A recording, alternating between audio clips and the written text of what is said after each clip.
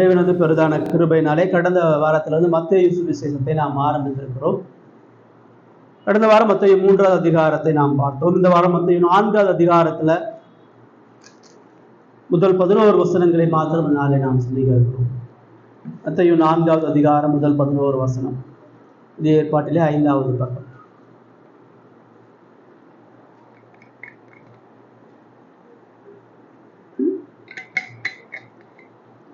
ஏற்கனவே லூக்காலே வாசித்தோம். லூக்கா 4வது அதிகாரத்துல இதே பகுதியை தான் நம்ம வாசிக்க கேட்டோம்.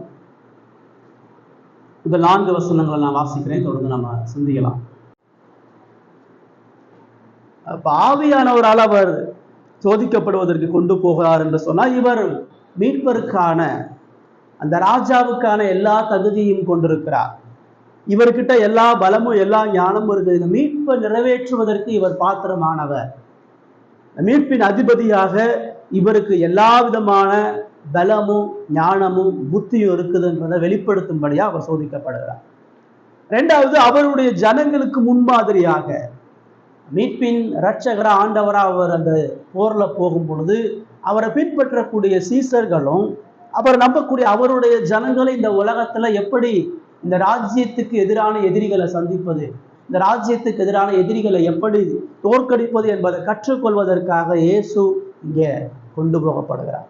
அவருடைய முதல் எதிரி அங்க யாரு? பிசாஸ். ஆதியிலிருந்து கடவுளுடைய சுவிசேஷத்துக்கு எதிரி பிசாஸ். கடவுளுடைய ராஜ்யத்துக்கு எதிரான முதல் எதிரியே பிசாசும் அவனுடைய கூட்டம் தான். அதை முதல்ல தேவன் இங்க சந்திக்கிறத பார்க்கணும். இப்போ எப்படி போறாரு போய் அங்க நிற்கிறாரு. 2வது வசனம் சொல்லுது, அவர் இரவும் பகலும் 40 நாள் உபவாசம் இருந்த பின்பு அவருக்கு பசி உண்டாயிற்று.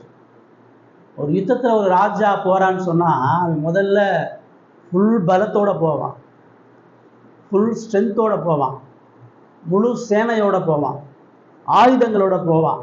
அவன் தனியா போக மாட்டான், பலவீனமா போக மாட்டான்,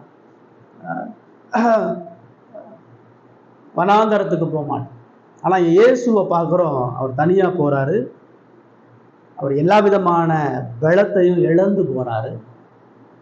இரவும் பகலும் 40 நாளும் அவர் உபவாசமா இருந்தார். பைபிள்ல பல இடங்கள் இந்த 40 நாளை குறித்து சொல்லும்போது 40 நாள் உபவாசம் மோசே இருந்திருக்கிறார்.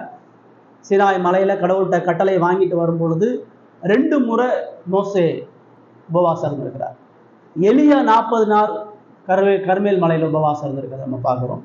இஸ்ரவேல் ஜனங்கள் 40 வருடம் வனாந்தரத்துல வந்தாங்க பார்க்கிறோம்.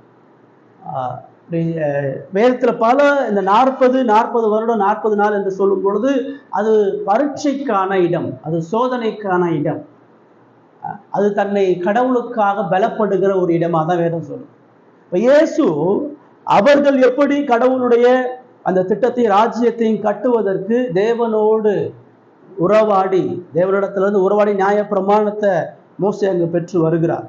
இஸ்ரவேல் ஜனங்களுடைய பின்மாற்றத்திலிருந்து காப்பாற்றுவதற்கு 40 நாள் எளிய உபவாசம் இருக்கிறார். இப்போ இயேசு கிறிஸ்து அதை அடையாளப்படுத்தும் வண்ணமா இரவும் பகலும் 40 நாள் அவர் உபவாசமாக இருக்கிறார். புசிக்காம குடிக்காம 40 நாள் அவர் இருக்கிறார். ஒரு மனிதன் ஒரு நாள் நீங்க சாப்பிடாம இருந்து பார்த்தீங்கன்னா தான் பசியோட வேதனை என்னன்னு தெரியும். ஒரு நேரம் கூட இருக்க முடியாது. ஒரு நாள் ஒருத்தன் சாப்பிடாம இருந்தால் அடுத்த நாள் மயங்கி விழுந்துருவான். 2 நாள் 3 நாள் ஒரு மனுஷன் சாப்பிடலன்னா அவனுடைய உடம்பினுடைய சத்துக்கள் எல்லாம் வெளியேறி அவன் மிகுந்த சோர்வுக்குள்ளாக அவனால் நடக்க முடியாது. 3 நாள் நீங்கள் கண்டினியூவாக ஆகாரம் இல்லாமல் இருந்தீங்க, தண்ணி இல்லாமல் இருந்தீங்கன்னு சொன்னால் அவங்க கண் சொருகி மயக்கம் வந்து உங்களால் நடக்க முடியாது. இப்போ 1 வாரம் 10 நாள் ஆகாரம் இல்லாமல் இருந்தால் படுத்த படுகை ஆயிடும். ஒருத்தன் 10 நாள் சாப்பிடாம இருக்குன்னு சொன்னால் அவன் எமர்ஜென்சி ஐசியூவில் போய் வைக்கணும். உனக்கு ஏதோ ஒரு அடிப்படையான பிரச்சனை இருக்குது, இரத்த ஓட்டெல்லாம் குறைஞ்சிரும், பல்ஸ் எல்லாம் குறைஞ்சிரும். 10 நாள் 20 நாள் 30 நாள் 1 மாதம் ஒருத்தன் சாப்பிடாம இருக்கிற யாராச்சும் நம்ம பார்த்துருப்போமானா நம்ம யாரும் பார்க்கறது. 1 மாதம் ஒருத்தன் சாப்பிடாம இருந்தான்னு சொன்னால் கொஞ்சம் கொஞ்சமாக அவனுடைய உடல் பாகங்கள் எல்லாம் செயலெடுக்கக்கூடிய தன்மைக்குள்ளாக வந்துடும். ஒருவேளை இயேசு வாழ்ந்த காலகட்டத்தில் ஒரு நல்ல கால சூழ்நிலை, நல்ல உணவு பழக்கம் எல்லாம் இருந்த பொழுதும் அதிகபட்சம் ஒரு மனுஷன் இந்த 40 நாள் வரைக்கும் தான் அவன் சாப்பிடாம இருக்க முடியும். அதுக்கப்புறம் அவனுடைய உடம்பு மிக மோசமான நிலையில காப்பாற்ற முடியாத நிலைக்கு போயிடும். 40 நாள் வரைக்கும் ஒரு மனுஷன் சாப்பிடாம இருந்தானா அவனே மரண படுக்கையில தான் இருக்கிறான். எப்படியாச்சும் அவனை காப்பாற்றுறதுக்கான ஒரு வழி இருக்குது. 40 நாளுக்கு மேல சாப்பிடாம இருந்தான்னு சொன்னா அவனை காப்பாற்ற முடியாது. அவன் ஒரு கோர் எண்டுன்னு சொல்லுவான். உச்சக்கட்டமா ஒரு மனுஷன் எது வரைக்கும் சாப்பிடாம இருக்கான்னா 40 நாள். திடகாத்திரமா இருக்கக்கூடிய ஒரு மனுஷன், உடல்ல எந்த நோயும் இல்லாம ஆரோக்கியமா இருக்கக்கூடிய ஒரு மனுஷன் ஒரு 40 நாள் சாப்பிடாம. இப்போ ஏசு அந்த எக்ஸ்ட்ரீமுக்கு போறார். இப்போ 40 நாள் ஏன் சாப்பிடாம இருந்தார்? பசி உண்டாகணும்னு சாப்பிடாம இருந்தாரா, இல்ல அவருக்குன்னு ஒரு பொருத்தனை பண்ணி சாப்பிடாம இருந்தாரா? 40 நாள் அவர் சாப்பிடாம இருந்ததுக்கான காரணம், அவர் மீட்பின் அதிபதியா ராஜாவா பிசாசு அவர் எதிர்கொள்ளணும்னு சொன்னா முதல்ல அவருக்கு ஆவிக்குரிய பலன் தேவை. அவர் தேவனா இருந்து தேவகுமாரனா இருந்து பிசாசு ஜெயிக்கல. அது ரொம்ப ஈஸி. தேவகுமாரனா இருந்து பிசாசு ஜெயிக்கிறதுக்கு உபவாசம் பண்ண வேண்டிய அவசியம் கிடையாது. அவர் ஒரு வார்த்தை சொன்னா, ஒரு சிந்தை சொன்னாவே பிசாசு அங்க நிக்க முடியாது. ஆனா அவர் மனிதனா இருந்து ஆதாமினுடைய சந்ததியா இருந்து மாம்ச பலவீனத்துல பிசாசை ஜெயிக்கிறதுன்றது முடியாதடா. 100% மனிதனா, அதுவும் பாவ சரீரத்தை சுமந்த மனிதனா பிசாசை எதிர்கொள்வது ரொம்ப ஆபத்தான ஒரு காரியம். இந்த உலகத்துல யாரும் அதை செய்ய முடியாது. யாரும் அதை செய்யல. இப்ப பிசாசை எதிர்ப்பதற்கு ஒரே ஒரு தகுதி இயேசு கிட்ட மட்டும்தான் இருந்துச்சு. அது அவருடைய தெய்வீக வல்லமையினால அல்ல, அவருடைய எக்ஸ்ட்ரீம் பலவீனம். இதுக்கு மேல இயேசு ஒரு பலவீனமான ஒரு நபரா பார்க்க முடியாதபடி அவர் சரீரத்துல தள்ளாடி குற்றுயிரும் குழையுருமான ஒரு நிலைக்கு அவர் வரக்கூடிய அளவுக்கு அவர் போறார். அவர் தேவ சமூகத்துல நின்று தன்னை மட்டுப்படுத்தவும், ஆவியின் பலனை அவர் பெற்றுக்கொள்ளவும், பாவ மாம்சத்துல பிசாசை ஜெயிப்பதற்கு அனந்தமான ஞானமும் அனந்தமான பலனும் தெய்வீக உன்னத பலத்தினால் அவர் நிரப்பப்படுவதற்காக அவர் பிதாவினுடைய சமூகத்துல தன்னை தாழ்த்தி, அவர் ஆத்மாவை தாழ்த்தி மண்டியிட்டு, அவர் கண்ணீர் விட்டு கதறி பிசாசை ஜெயிப்பதற்கான பலனை பெறுவதற்காக இந்த போராட்டம் அவருக்கு அவசியமா இருக்கு. அவர் ஆவிக்குரிய யுத்தம் போறனால அவருக்கு ஆவிக்குரிய பலன் தேவை, ஆவிக்குரிய ஆயுதம் தேவை, ஆவிக்குரிய சத்துவம் தேவை. அதற்கு அவர் தன்னுடைய மாம்சத்தை முற்றிலுமாக தாழ்த்தி ஒடுக்கி வருத்தி ஆவியாவுடைய பலத்தை சார்ந்திருப்பதற்காக அவர் செஞ்சார். 40 நாள் அவர் உபவாசம் இருக்கிறாரு, அவர் பலத்தை பெறுகிறார். 40 நாள் அவருக்கு உள்ளான நிலை என்ன? இந்த உலகத்துல என்ன அழிஞ்சாலும் பரவாயில்ல, எனக்கு இந்த மீட்பின் திட்டம் தான் தேவை. எனக்கு எதுவுமே அவசியம் இல்லை, என் உயிரே அவசியம் இல்லை, எனக்கு உணவு அவசியம் இல்லை, எனக்கு யாரும் முக்கியம் இல்லை. இந்த ஆத்துமாக்கள் ரட்சிப்புக்காக நான் என்ன ஜீவ பலியை ஒப்பு கொடுக்கிறேன்றதை தான் 40 நாள் இயேசு இதாவுக்கு உண்டாக சொல்றார். இப்ப தேவனோடு அவர் இணக்கமான உறவுல இருந்து பலப்பட்டு அந்த ஆவிக்குரிய சத்துவத்தை பெற்றுக்கொண்டு இப்ப பிசாசுக்கு முன்பாக அவர் நிற்கிறார்.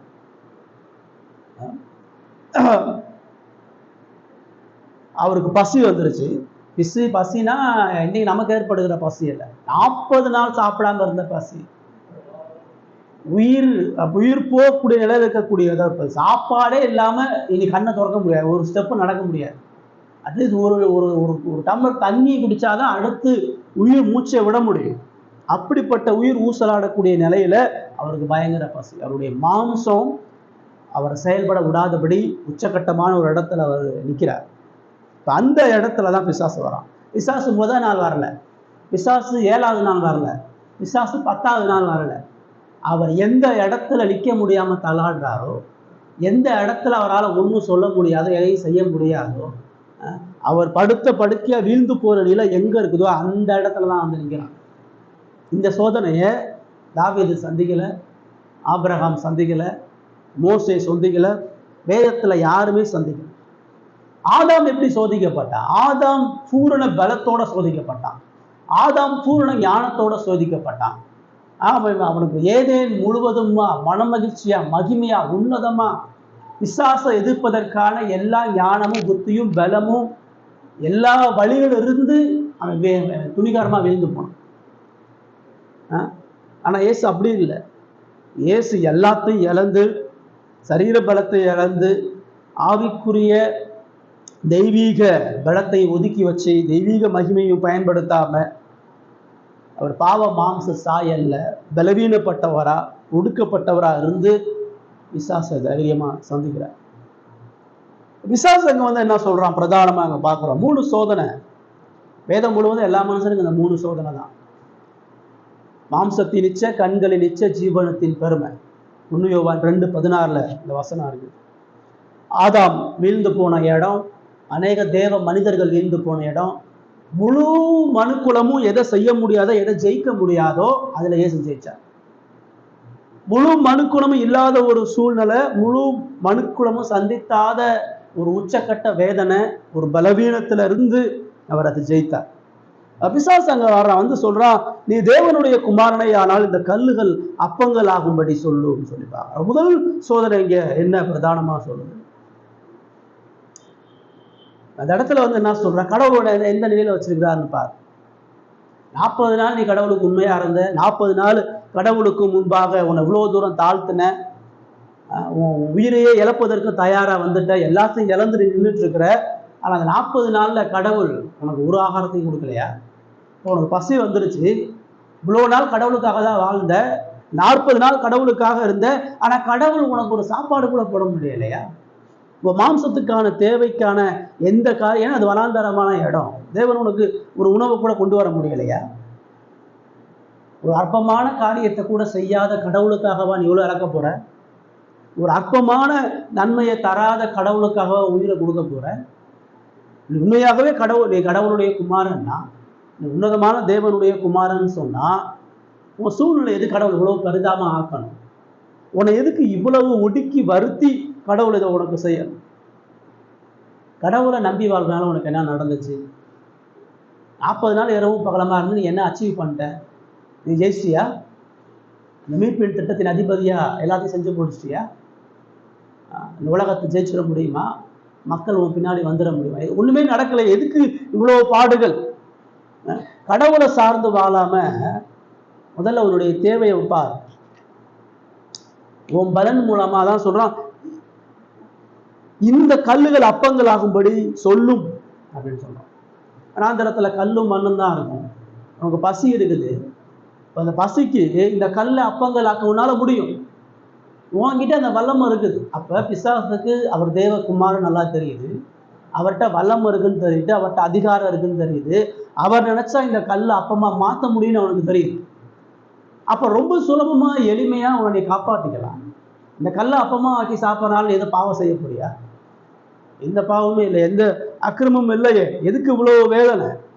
இந்த கல்லை அப்பமா ஆக்கி உன்னுடைய மாம்சத்தின் தேவையை சந்தி. என்ன சொல்றான் சாசன்? முதல்ல மாம்சத்தின் தேவைகளை பாரு, மத்தலாத்த அப்புறம் பார்த்துக்கலாம்.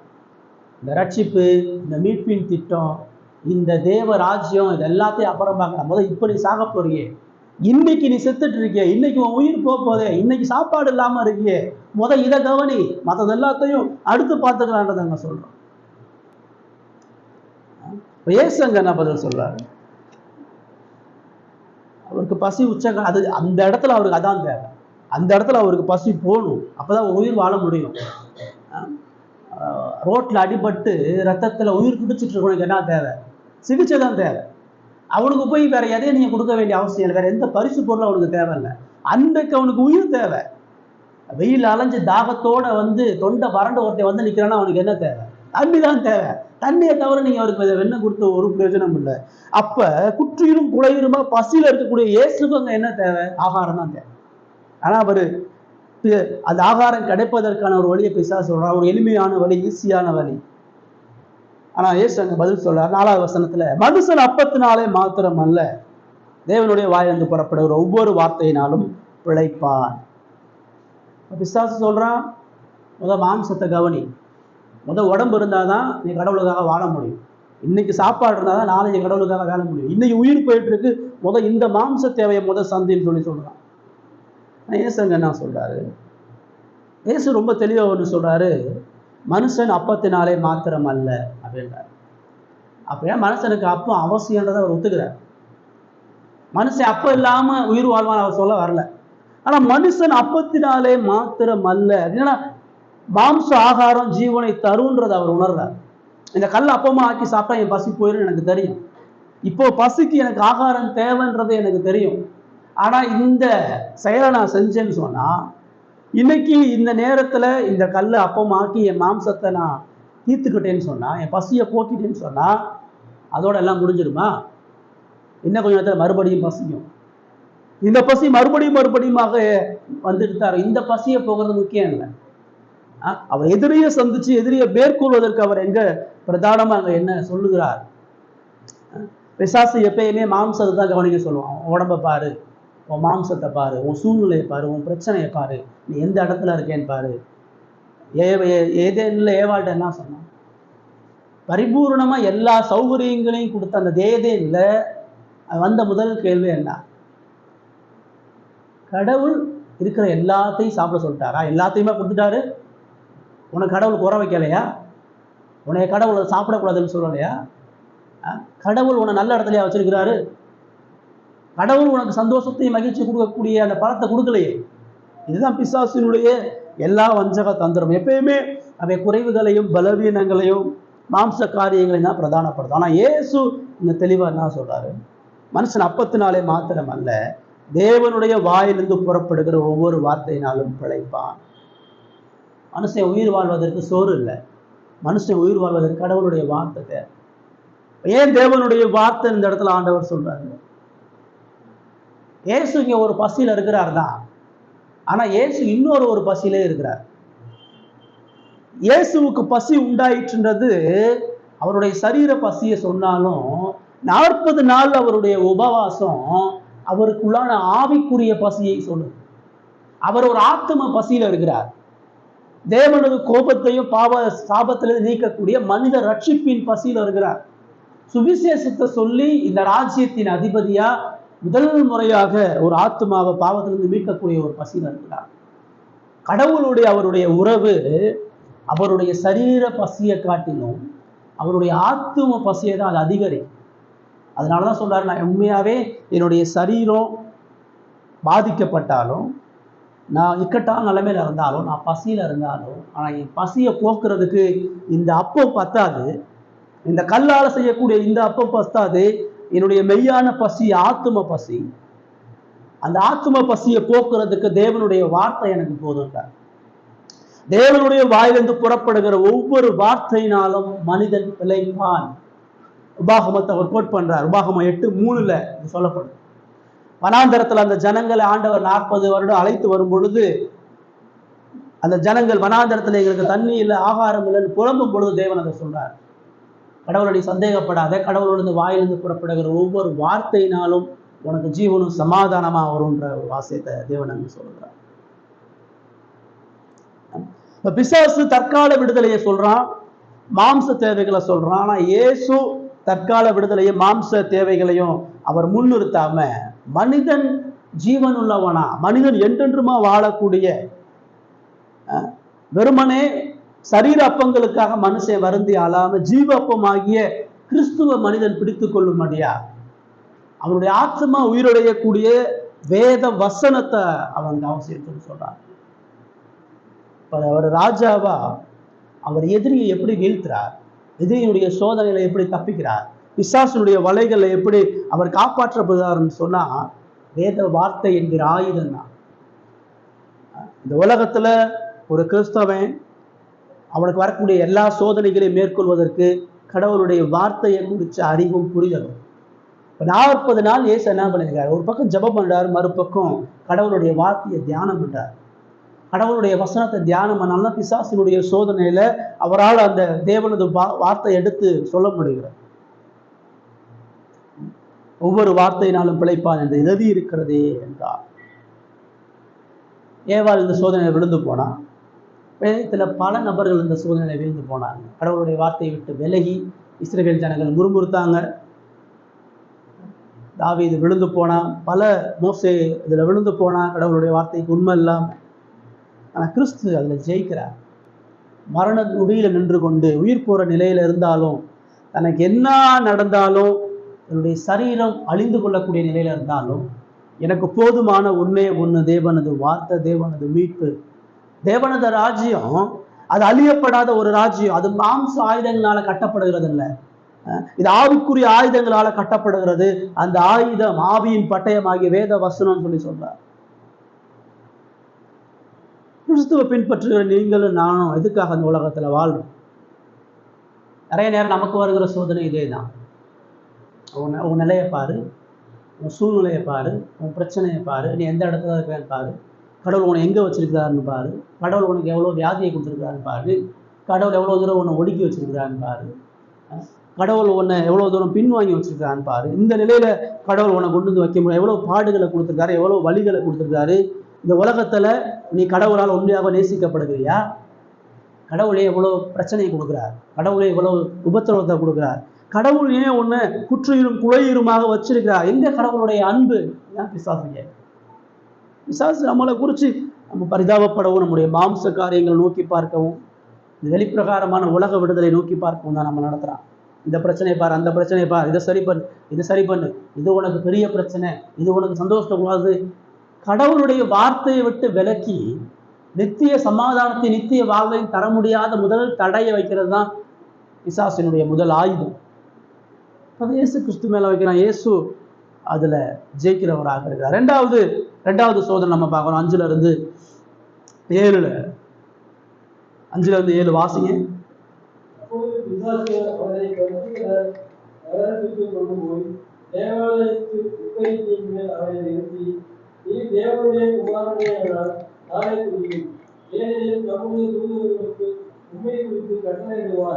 உமது பாதம் கல்லில் விடாதபடிக்கு அவர்கள் உண்மை கைகளில் ஏந்தி கொண்டு போவார்கள் என்பதால் எழுதியிருக்கிறது என்று சொன்னார்.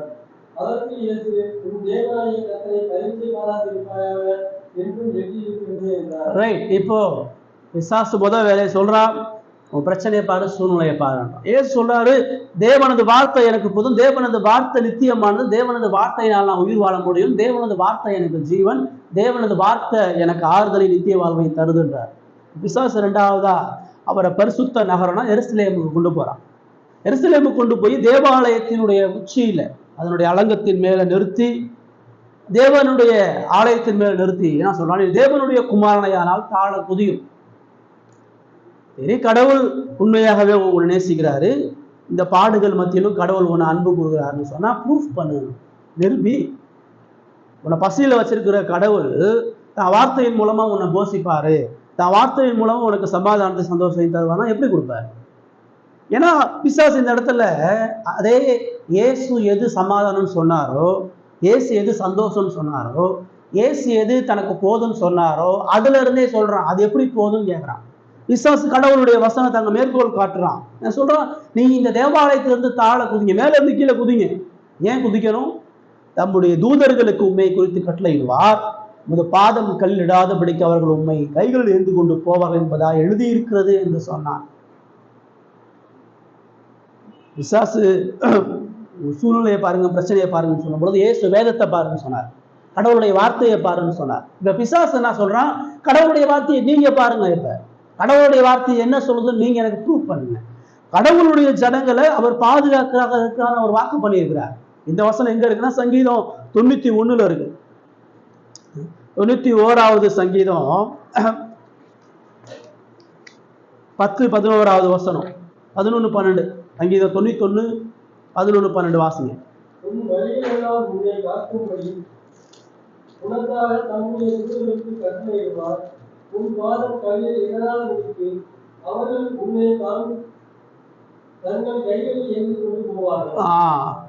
இந்த வசனம் தான் பிசாசு சொல்லும். கடவுள் உண்மையாவே நேசிக்கிறாரு, கடவுள் உனக்கு போது, கடவுளுடைய வார்த்தை போனா, கடவுளுடைய வார்த்தை சொல்லுது அவருடைய ஜனங்களை அவர் தாங்குறாரு, சுமக்கிறாரு. பாதம் தவறி விழுந்தா அவர் தூதர்களை அனுப்பி தூதர்கள் மூலமா காப்பாத்துறாருன்னு சொன்னாரு. அது பொய் இல்லையே, அது உண்மையே. நீங்க அதை நிரூபிங்க, அது எப்படி நடக்கும் அப்படின்றத காட்டுங்க. நீங்க தேவாலயத்திலிருந்து கீழே குதிங்க, கீழே எல்லா மக்களும் இருக்கிறாங்க, அவங்களை எல்லா மக்களும் பார்த்துட்டு இருக்கிறாங்க. நீங்க மேல இருந்து குதிச்சு தூதர்கள் உங்களை கையில ஏந்தி போயிட்டாங்கன்னு சொன்னா எல்லாரும் உங்களை தேவனை அங்கீகரிப்பாங்க. நீங்க தான் தேவகுமார்னு இந்த யூதர்கள் எல்லாரும் ஒத்துக்குவாங்க. கடவுள் உங்களை வச்சிருக்கிறார், உங்களை தெரிஞ்சிருக்காருன்னு எல்லாரும் நம்புவாங்க. அதை நிரூபிங்க அப்படின்னு சொல்லி சொல்றான்.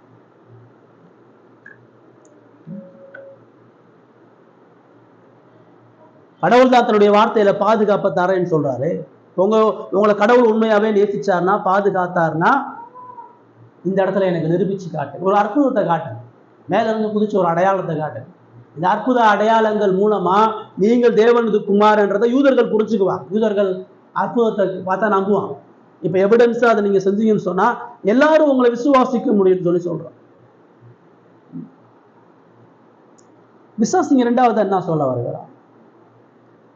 மனித வழிமுறைகளின்படி, மனித விருப்பங்களின்படி தேவனை செயல்பட சொல்லுங்கன்றான். இப்ப அந்த வசனம் வாசிச்ச சங்கீதம் 91 என்ன சொல்லுது? அது கடவுளுடைய ஜனங்களுடைய பாதுகாப்பை தான் சொல்லுது. ஆனா அந்த இடத்துல பிசாசு அந்த வசனத்துல பாதி சொல்லல. அந்த வசனம் சொன்னது சில விஷயத்த அவன் சேர்த்து சொல்றான். இதுதான் அவன் ஏதேன் தோட்டத்திலையும் பண்ணான். தேவன் இதை புசிக்குமாலே சாகவாய் சாவாய்ன்னு சொல்லும் பொழுது நீங்கள் சாகவே சாவதில்லைன்னு சொன்னா, இதை நீங்கள் புசித்தாய் தேவனாய் ஆவீர்கள்னு சொன்னான். சொல்லாதது சொன்னா, சொன்னதோட சேர்த்து சொன்னான். அப்ப இங்க என்ன அவன் சொல்லலை? அந்த 10-11வது வசனம், இந்த சங்கீதம் 91 முழுவதுமே தேவன் தமது ஜனங்களுடைய அனுதின வாழ்க்கையினுடைய பாதுகாப்பை சொன்னார். அனுதினமும் தன்னுடைய ஜனங்களுக்கு அவர் எவ்வளவு அடைக்கலமா பாதுகாப்பா, கடவுளுடைய மறைவுல ரட்சிக்கப்பட்டவனா இருக்கும் பொழுது கடவுள் எவ்வளவு கோட்டையும் அரணுமாக இருக்கிறான்னு சொல்லி சொல்றார். 11ல உன் வழிகள் எல்லாம் உன்னை காக்கும்படி அப்படின்ற வார்த்தையை பிசாசு பயன்படுத்தணும். பிசாசு அங்க என்ன பயன்படுத்தி சொல்றான்? நீ மேல இருந்து குதிச்சிங்கன்னு சொன்னா அவர் தூதர்களுக்கு உண்மை குறித்து கட்டளையிடுவார். இப்ப எதுக்கு தூதர்களை எப்ப கட்டளையிடுவார், ஏன் கட்டளையிடுவார் அவன் சொல்லல. உமது பாதம் கல்லிடாதபடிக்கு அவர்கள் உண்மை கைகளில் ஏந்து கொண்டு போவார்கள் அப்படின்றத அவன் சொல்றான். அந்த வசனம் முழுமையா சொல்லுது, உன் வழிகள் எல்லாம் உன்னை காக்கும்படி. நீ மேலிருந்து குதிக்கும் பொழுது அப்படின்னு அவர் சொல்லணும். நீ தாழ குதிக்கும் பொழுது அவர் தூதர்கள் அனுப்பி உன்னை பாதுகாப்பான அந்த வசனம் சொல்ற. உன் வழிகள் எல்லாம் நீ நடந்து போகக்கூடிய பாதை, நீ அனுதினமும் போகக்கூடிய பயணம், உன்னுடைய வழிகள் நீ எங்கெங்கெல்லாம் போறியோ அந்த இடத்துல எல்லாம் கடவுள் நம்முடைய தூதர்களுக்கு கட்டளையிட்டு பாதுகாப்பார். அப்படின்னா இப்ப அதை எப்படி நம்ம புரிஞ்சு கொள்ளக்கூடாது? இப்போ நான் வழியில போறேன், ஒரு பெரிய குழி இருக்குது, ஒரு பள்ளம் இருக்குது, அதுல என்ன அறியாம நான் விலை போனா ஆண்டவர் தூதன் அனுப்பி அப்படியே தூக்கிட்டு போயிடுவேன் அர்த்தம் கிடையாது. இப்போ ஒரு மலையில ஏறுறீங்க, ஒரு மலை மேல் சரிவா இருக்குது, அதுல நீங்க ஏறி சரியும் பொழுது தூதர்கள் அனுப்பி உங்களை அப்படியே பாதுகாப்பார். அப்படி அது சொல்லணும்.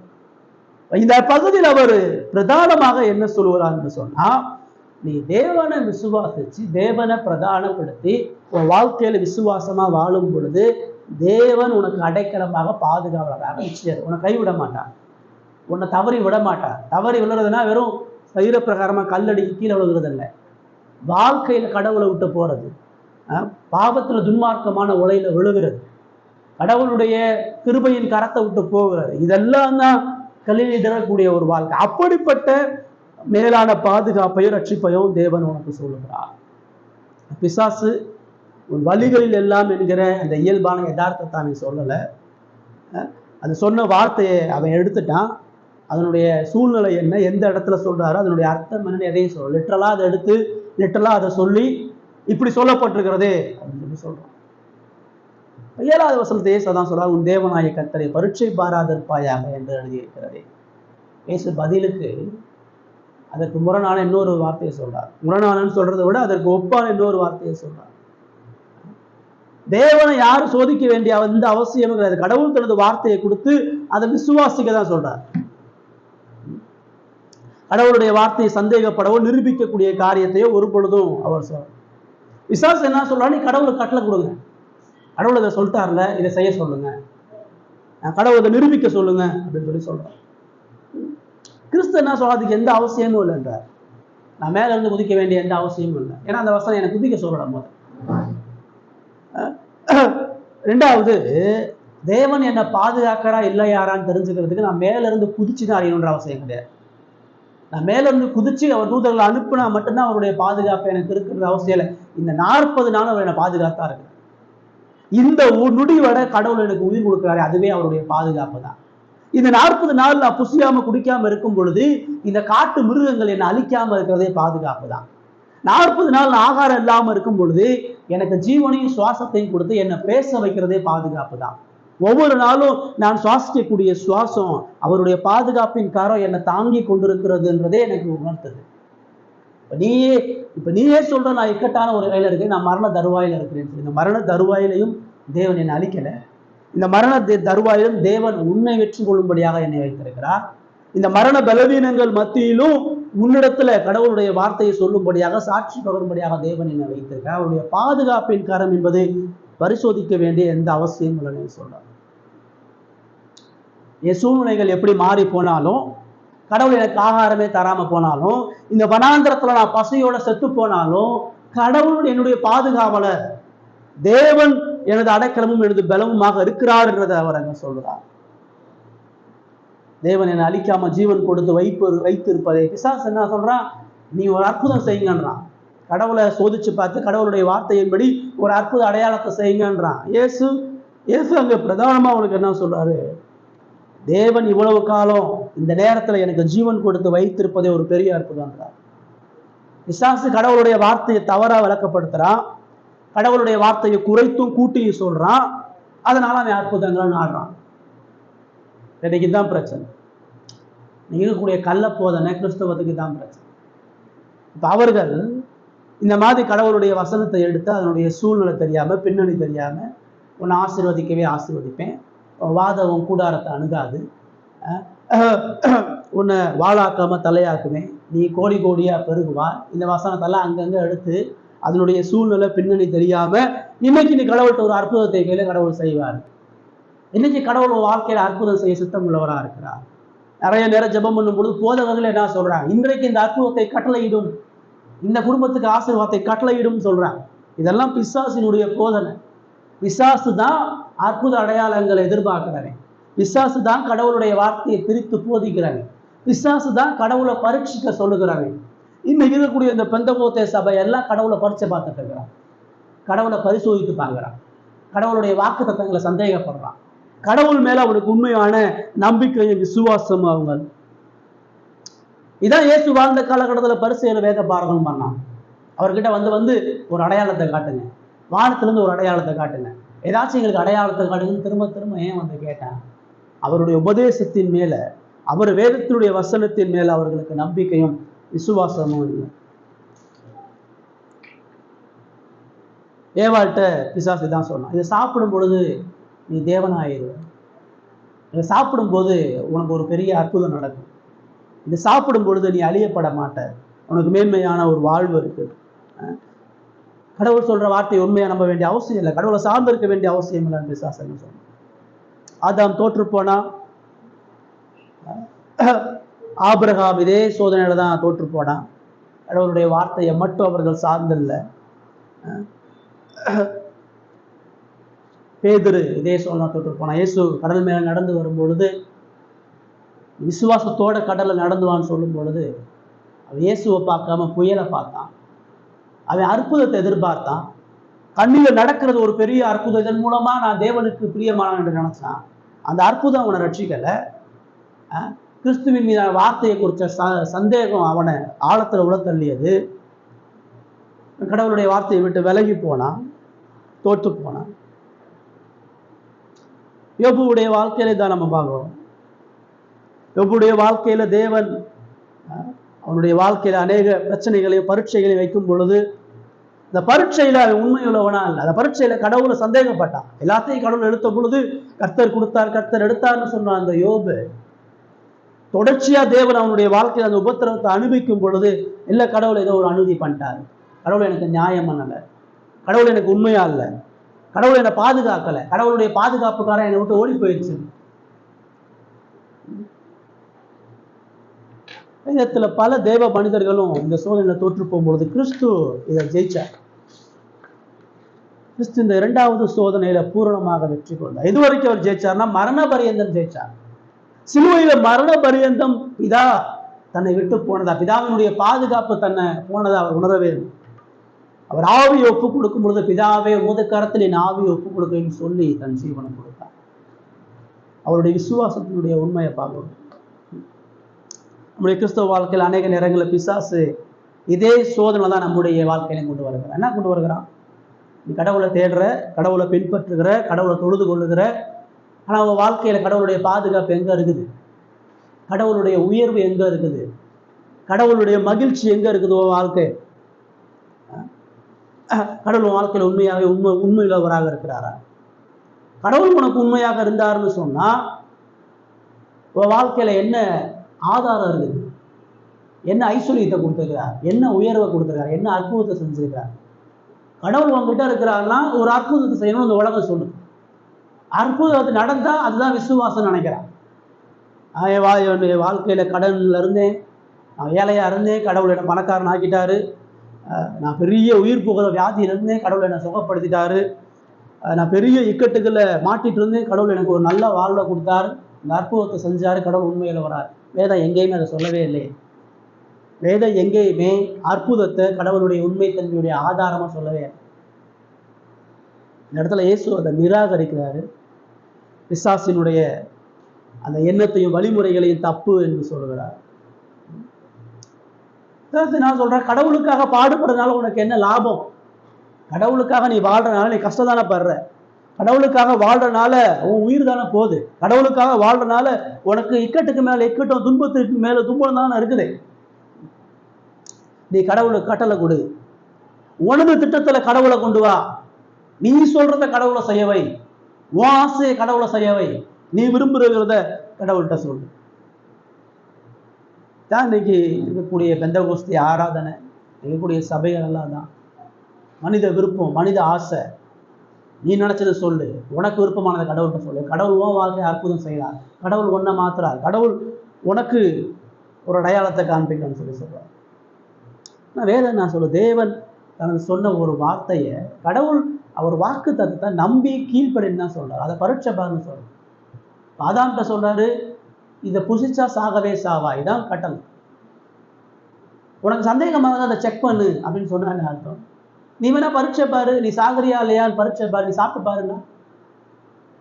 அப்போ அவருடைய உண்மை தன்மையை அவர் இல்லாம ஆகிறார். இது புசிச்சா சாவ, நீ சாப்பிடாம கீழ்ப்படிஞ்சிருன்றது தான் அவனுக்கு விசுவாசத்தை கொடுக்கும்.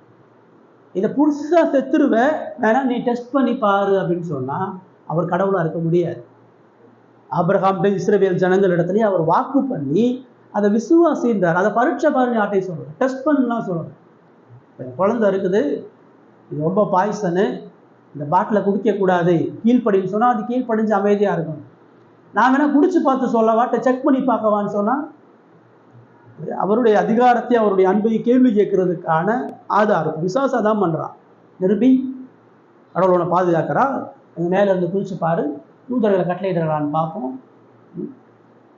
இயேசு அதை தெளிவாக அவர் வாக்கு மாறாத உண்மையுள்ள தேவன். அவர் தமது ஜனங்களை ஒருபொழுதும் கைவிடாத தேவன். அவர் முடிவு பரியந்தம் அவளை ரட்சிப்பார். இயேசு அப்படியே விடலை, இயேசு வனாந்தரத்துல சாக விடலை. இயேசுக்கு குறித்த அந்த மீட்பின் திட்டத்தை நிறைவேற்றுகிறார். இப்போ அந்த பின்பகுதியில் நீங்க வாட்சி பார்த்தீங்கன்னா, தேவ தூதர்கள் உனக்கு எல்லாம் கட்டளையிடுவாங்கன்னு சொல்லும் பொழுது, அந்த சோதனை முடிச்சு போனதுக்கு அப்புறம் 11வது வசனம் சொல்லுது. 11 வாசிங்க. 4:11.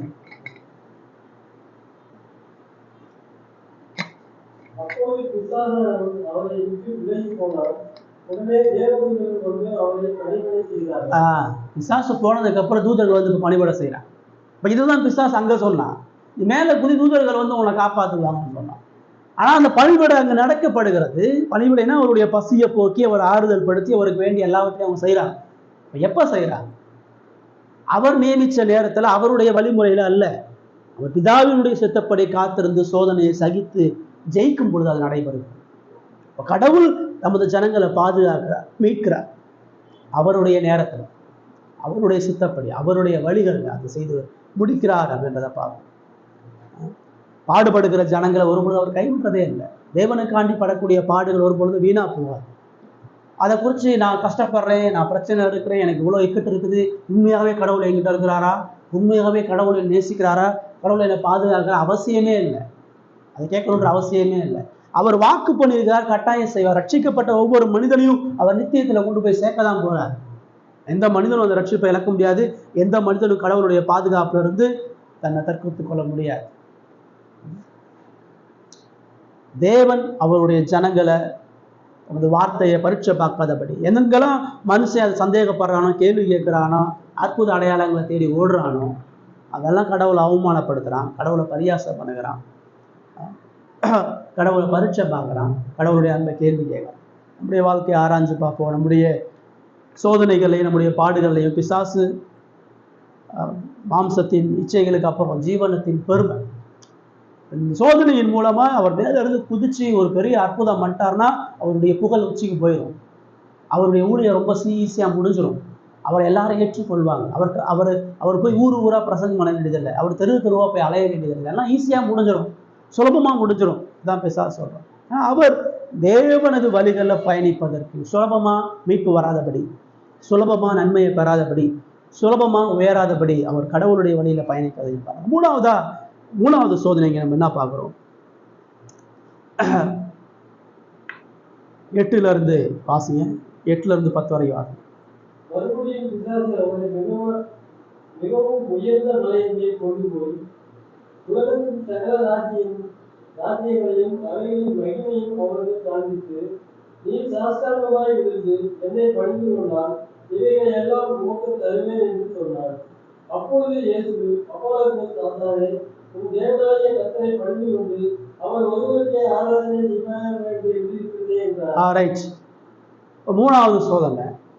முதல்ல மாம்சத்தின் சோதனை, அந்த கல்லை அப்பமாக்குன்றான். 2வது சோதனை ஜீவனத்தின் பெறும். மேல இருந்து குதிங்க, கடவுளை பரீட்சை பாரு, கடவுளுடைய வார்த்தையை சந்தேகப்படு, உண்மை கடவுளை கட்டளை கொடு, ஓம திட்டத்துல கடவுளை கொண்டு வாங்க. 3வது சோதனை அவரை மிகவும் உயர்ந்த ஒரு மலையின் மேல் கொண்டு போய், எருசலேமில் இருக்கக்கூடிய மிக உயர்ந்தமான மலையில கொண்டு போய் உலகத்தினுடைய சகல ராஜ்யங்களையும் அவையின் மகிமைகளையும் அவர் காண்பித்து, முழு உலகத்தினுடைய ராஜ்யத்தையும் காண்பித்து, நீ சாஷ்டாங்கமாய் விழுந்து என்னை பணிந்து கொண்டால் இவைகள் எல்லாம் உங்களுடையதாகும். இதுக்குதானே வந்தீங்க? எதுக்கு இந்த உலகத்துக்கு வந்தீங்க? உலகத்தினுடைய எல்லா ராஜ்யங்களையும் உமது ராஜ்யமா மாற்றுவதற்காக வந்தீங்க. எல்லா மக்களையும் காப்பாற்றி எல்லா மக்களையும் தேவ ராஜ்யத்துக்குள்ளாக கொண்டு வரணும்.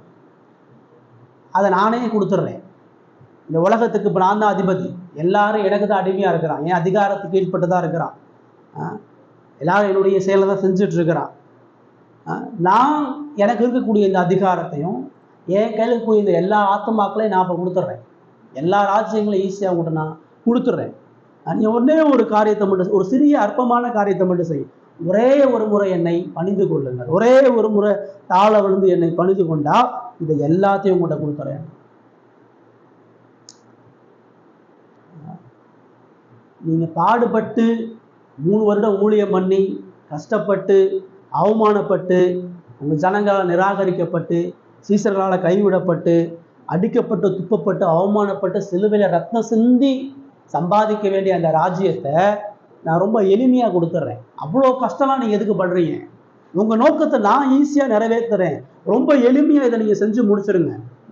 இந்த ஒரு நொடி நீங்கள் என்னை பணிந்து கொண்டால் சகல ராஜ்யத்தையும் கொடுத்தார். என்னை பணிஞ்சு கொண்டா மகிமையான வாழ்க்கை, என்னை பணிந்து கொண்டா செழிப்புள்ள வாழ்க்கை, என்னை உலகத்தினுடைய ராஜ்யத்தினுடைய சகல மகிமை அதனுடைய எல்லா பிரமிப்பான எல்லா காரியத்தையும் நான் கொடுத்துறேன். என்னை பணிந்து கொண்டால் சுகபோக வாழ்வு, என்னை பணிந்து கொண்டால் பாடுகள் இல்லாத வாழ்வு, என்னை பணிந்து கொண்டால் மகிழ்ச்சியான வாழ்வு, ஆசீர்வாதமான வாழ்வு, சுதந்திரமாக ஆளுகை செய்யக்கூடிய வாழ்வு, எல்லாத்தையும் நான் கொடுத்துறேன்.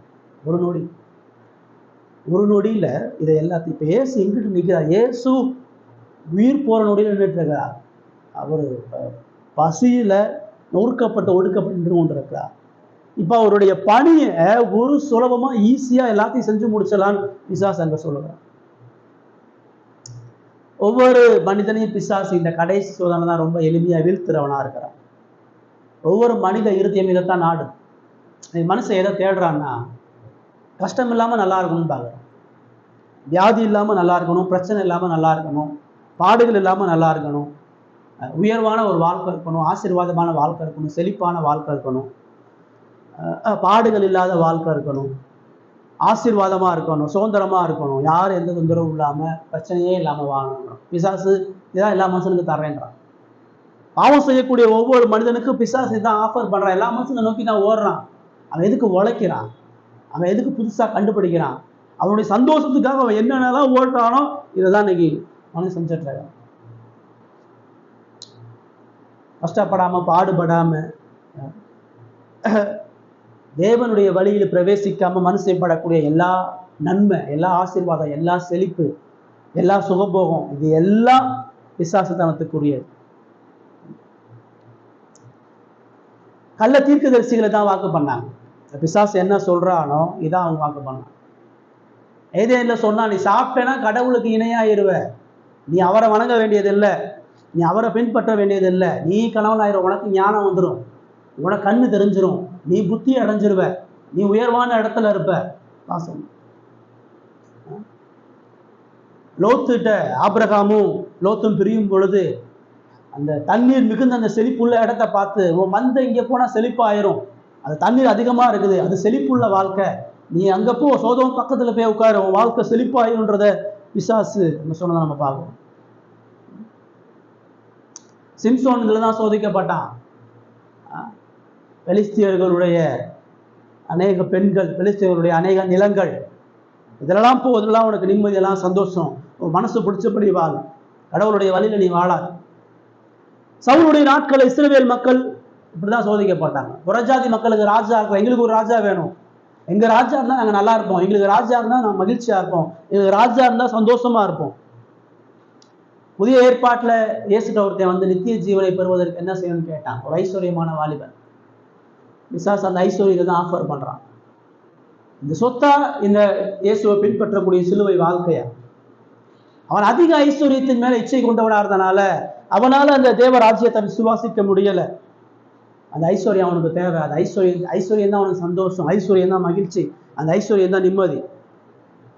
யூதாசுக்கு 30 வெள்ளிக்காசு பெருசா இருந்துச்சு, இயேசு பெருசா தெரியல. 30 வெள்ளிக்காசு போதும், இந்த 30 வெள்ளிக்காசுல மகிழ்ச்சி சந்தோஷம் நினைச்சான். அனனியா சப்பீரால் அவங்க வஞ்சித்து வச்ச அந்த ஒரு பாகம் அவசியம் தேவை பெருசுன்னு நினைச்சான். இன்னைக்கு பிசாசு திருச்சபைகள்ல இதை காட்டுதான் வஞ்சித்து கொண்டு இருக்கிறான். இயேசுவை ஆராதிக்காதபடி, இயேசுவினுடைய மரணத்தினால வரக்கூடிய ஜீவ வலிய ரட்சிப்ப மக்கள் புரிந்து கொள்ளாதபடி அவர்களுக்கு இந்த செழிப்பான உபதேசம் தான் சொல்றோம். இவருடைய எல்லா கல்ல உபதேசங்களும் திருச்சபையில போனீங்கன்னு சொல்லலாம், எல்லாம் கஷ்டம் இல்லாத வாழ்வு, பால் இல்லாத வாழ்வு, வியாதி இல்லாத வாழ்வு, கடன் இல்லாத வாழ்வு, ஆசீர்வாதமான வாழ்வு, சுதந்திரமான வாழ்வு. இந்த உலகத்தினுடைய எல்லா ராஜ்யத்தையும் மகிமையும் பார்த்து இயேசு எப்படியாச்சும் விழுந்துருவாரு, எளிமையாக்கிடலாம்னு நினைச்சது படி இந்த உலகத்துல மனுஷன் பிசாச கடவுளிடத்துல இருந்து பிசாசு மனுஷனை பிரிப்பதற்கு இந்த உலகத்தை பார், உலகத்தினுடைய பியூட்டியை பார், இந்த உலகத்தினுடைய பொழுதுபோக்கை பார், டிவியை பார், டிவி நிகழ்ச்சியை பார், செல்போனை பார், விளையாட்டை பார், என்னத்தை வேணாலும் பார். இந்த உலகம் உனக்கு எவ்வளோ ஆனந்தத்தை கொடுக்குது பார், இந்த உலகத்தினுடைய எவ்வளோ சிற்றின்பங்கள் இருக்குது பார்.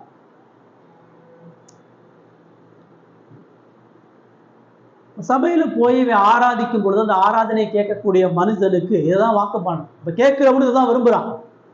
கேட்கிறவனுக்கு உனக்கு கஷ்டம் இல்லை, உனக்கு வியாதி இல்லை, உனக்கு பிரச்சனை இல்லை, நீ ஆசீர்வாதமா இருப்ப, நீ உயர்ந்திருப்ப, கடவுள் உன்னை பெரிய செழிப்புள்ளவனாக மாற்றுவார், சுகபோகமா மாற்றுவார்ன்றது அவனுக்கு சந்தோஷமா இருக்கு. இப்படி ஆராதிக்கக்கூடிய ஒவ்வொரு மக்களும் அவர்கள் தேவனை அல்ல, அவர்கள் பிசாசை ஆராதிக்கிறார்கள். இயேசு அதுல விழல. இயேசு பிசாசை வணங்கி அந்த ராஜ்யத்தை பெற்றுக்கொள்ள இன்னைக்கு எல்லாரும் அந்த ராஜ்யத்தின் மீது வாசை கொண்டு ஆஞ்சை கொண்டு அவர்கள் விருப்பம் கொண்டு அவர்கள் செழிப்புள்ள சுகபோக வாழ்க்கை தேடும் பொழுது அவர்கள் பிசாசை ஆராதிக்கிறார். இயேசு எதை நிராகரிச்சாரோ அதை இன்னைக்கு உலக மனிதத்தில் எல்லா மனிதனும் விழுந்து கொண்டு இருக்கிறான். ஏசு அங்க என்ன சொல்றார்? ஏசு ஃபைனலா சொல்றார் 10வது வசனம், அப்பாலே போ சாத்தானே. முன்னாடி சொல்லல, 2வதுல சொல்ல, 3வது சொல்ற அப்பாலே போ சாத்தானே. இது எக்ஸ்ட்ரீம். அடிப்படை நோக்கத்தை பிசாசு அங்கெல்லாம் ஆகுறான். என்னைய ஆராதின்னு சொல்றான், என்னைய தொழுது கொள்ளுன்னு சொல்றான்.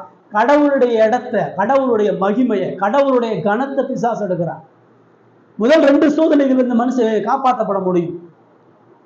அவன் மாம்சத்தை முக்கியத்துவப்படுத்தும் பொழுது அவன் குத்தப்பட்டு அவன் ஆவிக்குரிய காரியங்களையும் ஆத்மீய காரியங்களையும் அவன் மனம் திரும்பி வர முடியும்.